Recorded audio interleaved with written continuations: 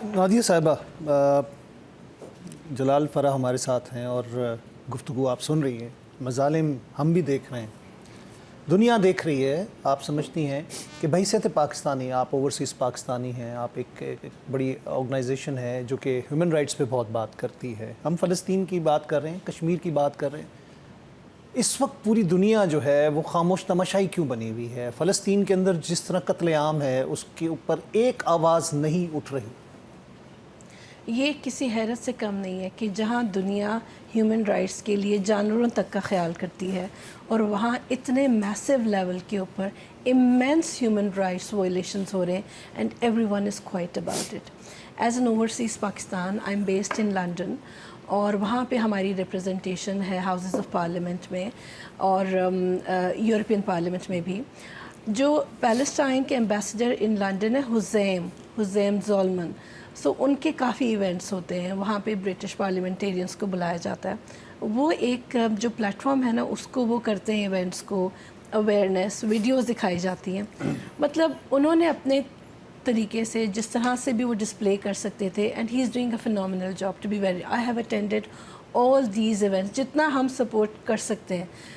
The thing is even parliamentarians के पास वो जाती हैं, प्रेजेंटेशंस जाती हैं, उनकी प्रेजेंस होती है एंड देन यूनाइटेड नेशंस में भी जाते हैं। बट बहुत it's very sad that there is no execution और there is no action. International crime court ने अगर हम देखें उसको नतन्याहू के वारंट निकाल दिए हुए हैं, उसको वॉर क्राइम का उसको क्रिमिनल डिक्लेयर कर दिया गया है, लेकिन कोई कानून, कोई इंसाफ दिलाने वाला नहीं है। It's very sad. एग्जैक्टली इस इम्प्लीमेंटेशन के लिए आई डोंट नो, जहाँ कोई थोड़ा बहुत कोई ऊपर नीचे हो जाता है मामला किसी और मुल्क में, तो आप देखें कि फ़ौरन यूएन एक्शन में आ जाता है, सैंक्शंस लग जाते हैं या इवन फौजी कार्रवाई अदर देन मुस्लिम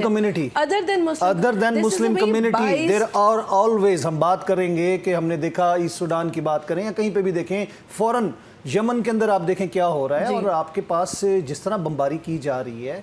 मैं तो सलाम पेश करता हूँ रेजिस्टेंस के जो फाइटर्स हैं जो कि इस वक्त इसराइल को टफ टाइम दे रहे हैं उनको, कि बेसरो सामानी की हालत के बावजूद वो उनसे लड़ने के लिए तैयार। बिल्कुल, इसमें कहने में कोई आर नहीं है कि इंटरनेशनल जो एजेंडा है वो भी सपोर्ट नहीं कर रहा है फ़लस्तीन के मसले को। वहाँ के जो ह्यूमन राइट्स वायलेशंस हैं, they are sitting quietly like you know just देख रहे हैं, तमाशा देख रहे हैं।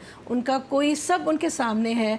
जितने ब्यूरोक्रेटिक लेवल के ऊपर जिस तरह से किया जा सकता है, प्लेटफॉर्म्स होते हैं, ज़ाहिर है। देखें, हम तो ये नहीं कहते कि आप बमबारी सीधी शुरू करते हैं। There is platforms, there is a no solution to things, you know, table talks होते हैं। उस हर लेवल के ऊपर हम हर लेवल के ऊपर गए, इंटरनेशनल लेवल के ऊपर गए, लेकिन ये डेलिब्रेट अटैम्प्ट है कि इन्होंने बाइस्ड हैं। जहाँ कोई मुसलमान कंट्री है उसके ऊपर इनके डिफरेंट रूल्स एंड रेगुलेशंस हैं।